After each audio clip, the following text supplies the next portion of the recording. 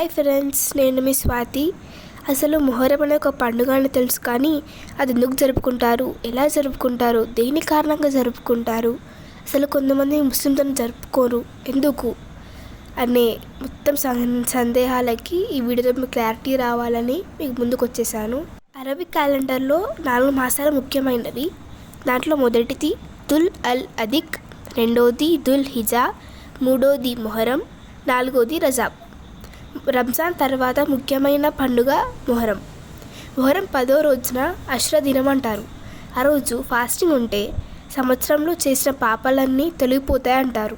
మొహరం రోజున 113 సార్లు బిస్మిల్లా అని రాస్తే ఆ దేవుడు మీకు అండగా ఉంటాడని పెద్దల నమ్మకం. అరేబియాలో అరబిక్ క్యాలెండర్ వాడేవారు.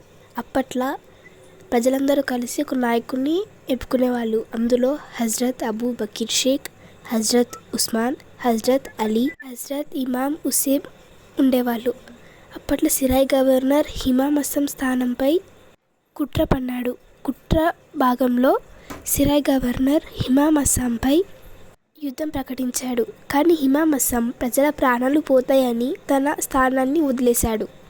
కానీ సిరాయ్ గవర్నర్ ఇమామ్ అస్సాంని చంపేశాడు.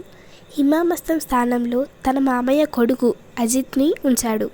ఇమామ్ అస్సం తమ్ముడు ఇమాం హుసేన్ సిరాయ్ గవర్నర్ దగ్గరికి వెళ్తుండగా తన సైనికులు ఇమాం హుసేన్తో పాటు 71 ప్రజలని ఆపివేశారు.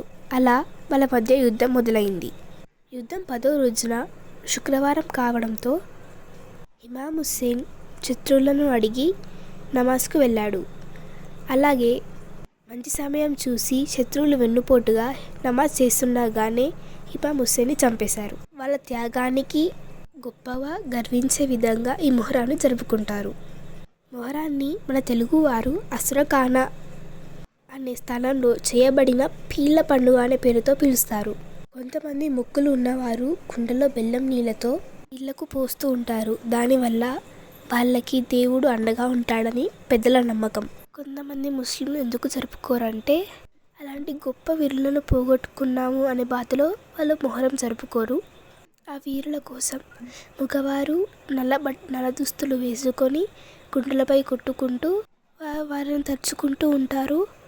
అలాగే రోడిపొంటు నీళ్లు అందిస్తారు. ఎందుకంటే అప్పట్లో వీరులు నీళ్ళ కోసం అలమటించేవారంట. అందుకే వాళ్ళలాగా ఎవరు అలమటించకూడదని వాళ్ళు అలా చేస్తూ ఉంటారు. హిందువులు ముస్లింలు ఎటువంటి భేదాలు లేకుండా జరుపుకునే పండుగ ఇది. ఒకవేళ నేను చెప్పిన ఇన్ఫర్మేషన్ మీకు నచ్చినట్లయితే ఒక లైక్ చేసుకోండి.